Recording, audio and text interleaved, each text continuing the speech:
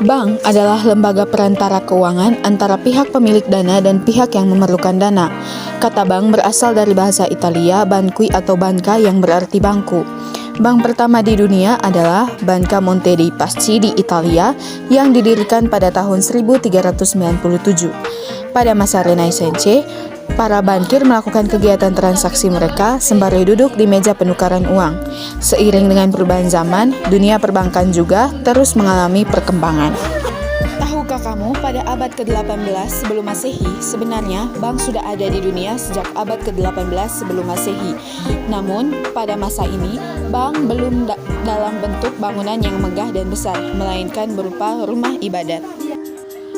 Pada abad ke-18 sebelum Masehi sudah dikenal banyak barang berharga, salah satunya emas. Namun, menyimpan emas di rumah sangat rawan dicuri atau dirampok. Oleh karena itu, tempat yang dijadikan sebagai tempat penyimpanan barang berharga adalah rumah ibadat. Selain itu, karena bangunannya kokoh, banyak orang yang datang ke rumah ibadat dengan tujuan mulia, yakni beribadah. Oleh sebab itu, sangat kecil kemungkinannya orang-orang akan mencuri di rumah ibadat. Di Mesir, emas disimpan di dalam rumah ibadat oleh lembaga penyimpanan yang khusus ditugaskan untuk itu. Kemudian, di Babilonia, pada masa Hammurabi, sudah dibuat sebuah catatan pinjaman oleh para pendeta di dalam rumah ibadat. Catatan pinjaman ini menjadi konsep pertama perbankan sebagai tempat menyimpan barang berharga dan melakukan pertukaran barang. Abad keempat sebelum Masehi. Pada abad keempat sebelum Masehi, aktivitas perbankan, khususnya di Yunani, sudah lebih maju dibandingkan dengan negara lain. Para pengusaha sudah mulai melakukan kegiatan yang sama dengan menyimpan barang berharga di rumah ibadat dan melakukan transaksi keuangan. Mereka menerima simpanan, menyalurkan pinjaman, penukaran uang, dan menguji keaslian dan kemurnian koin sebagai alat tukar. Biasanya, para pemberi pinjaman akan membuatkan catatan dan menyediakan jasa untuk mengirim koin yang sudah lolos uji dalam jumlah besar. Kegiatan ini kemudian diadopsi oleh kerajaan Roma yang mengatur seluruh kegiatan perbankan di Yunani dengan cara demikian.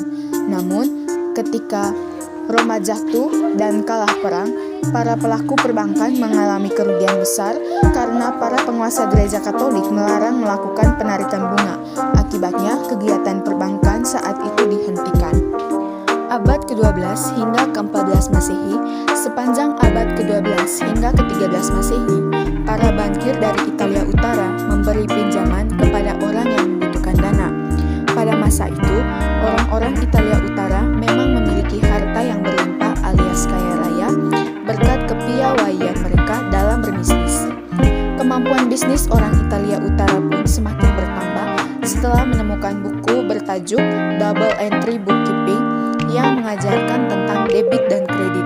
Pada waktu itu, sudah ada bank terkenal di Eropa bernama Bank Valencia pada tahun 1171 yang kemudian disusul dengan munculnya Bank of Genoa dan Bank of Barcelona pada tahun 1320. Pada awal abad ke-14, ada dua orang keluarga bersaudara kaya raya di kota Florence, Italia, yakni Bardi dan Peruzzi.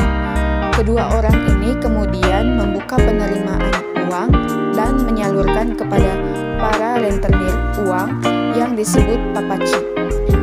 Bardi dan Peruzzi memfasilitasi perdagangan masyarakat Italia dengan menyediakan alat tukar kertas kepada para saudagar. Alat pembayaran ini dibeli oleh debitor di satu kota yang kemudian bisa digunakan sebagai alat pembayaran dimanapun atau sejenis cek. Kemampuan bank-bank di Florence ini lantas mendorong berdirinya cabang-cabang jasa keuangan lain bahkan sampai di luar Italia.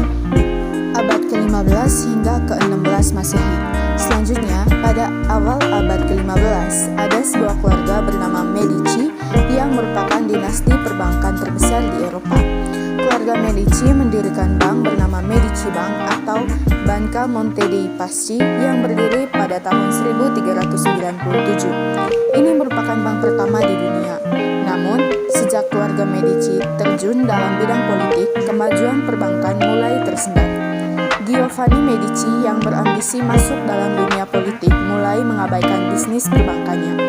Bahkan, usaha perbankan Medici berhasil diambil alih oleh kekuasaan keluarga Jerman yang disebut keluarga Fungers. Kendati demikian, Medici dan Fungers justru bersama-sama mengelola keuangan kepausan dan ratu. Seiring berjalannya waktu, usaha perbankan Medici perlahan mulai bangkit lagi. Pada awal abad ke-16, untuk keperluan mendesak, para bankir dapat menegosiasikan perolehan bunga sampai dengan 45% per tahun. Abad ke-16 Masehi pada tahun 1587. Piazza Bank dibuka di Venice, Italia atas inisiatif pemerintah setempat. Tujuan didirikannya Piazza Bank adalah untuk mengatasi fungsi-fungsi perbankan seperti menciptakan alat pembayaran berupa surat berharga, alat pembayaran berupa bukti kertas Venice, dan kegiatan transaksi lainnya yang tidak lagi menggunakan koin sebagai alat pembayaran. Alat pembayaran selain koin yang mulai diperkenalkan oleh pemerintah adalah cek. Akan tetapi, alat pembayaran non-fisik ini memiliki risiko yang termasuk tinggi. Kendati demikian, pemerintah bersedia menjamin agar para pedagang tidak perlu khawatir akan gagal atau bangkrut. Sepanjang abad ke-16 Masehi, beberapa lembaga bank juga mulai menciptakan metode pembayaran wesel dan promes. Wesel adalah perintah untuk membayar sejumlah uang yang sudah ditentukan sebelumnya. Adapun promes adalah nota yang bisa diuangkan, artinya suatu kontrak yang berisikan janji dari satu pihak untuk membayarkan sejumlah uang kepada pihak lainnya. Perkembangan bank lebih lanjut adalah tumbuhnya kebiasaan discounting atau mendiskonto yang berupa penjualan wesel kepada seorang yang bersedia memegang sampai tanggal jatuh tempo. Istilah discounting digunakan karena pada masa itu para pembeli wesel biasanya membayar dalam jumlah sedikit lebih kecil dari jumlah nominal weselnya. Abad ke-17 hingga ke-18 Masehi. Pada abad ke-17 hingga ke-18 Masehi, bank-bank nasional sudah mulai marak. Bank di Venice bukan hanya sebagai tempat untuk bertransaksi dan penyimpanan uang dalam bentuk deposito dan penerbitan cek. Mereka juga menjadi pionir bank yang mengelola keuangan negara. Pada tahun 1617, pemerintah Italia mendirikan Banco Giro untuk menyelesaikan permasalahan Piazza Bank yang memberikan pinjaman beresiko. Oleh karena itu, jika uang pemerintah ditempatkan di bank swasta akan menimbulkan resiko. Ada bank milik pemerintah untuk mencairkan pinjaman bagi masyarakat dan menjamin pinjaman tersebut. Ide ini kemudian berkembang dan banyak negara di Eropa yang mulai mendirikan bank milik pemerintah.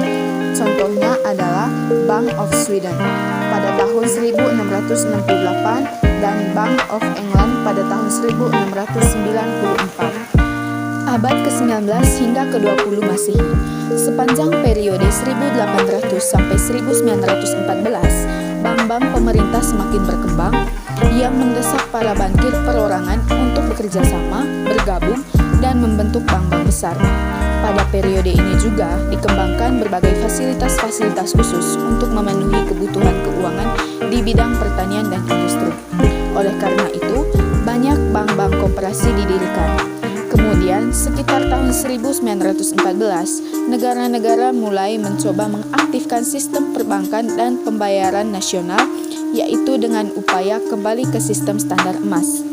Akan tetapi, karena kondisi perbankan yang sedang kritis saat itu, beberapa usaha lain mulai dilakukan untuk menciptakan dasar kerjasama lagi, sistem pembayaran internasional yang baru dan kerjasama di lapangan ekonomi. Lebih lanjut, pada 1920 diadakan konferensi di Brussels dengan didukung Liga Bangsa-Bangsa atau LBB yang berpendapat bahwa harus didirikan bank-bank sentral di setiap negara.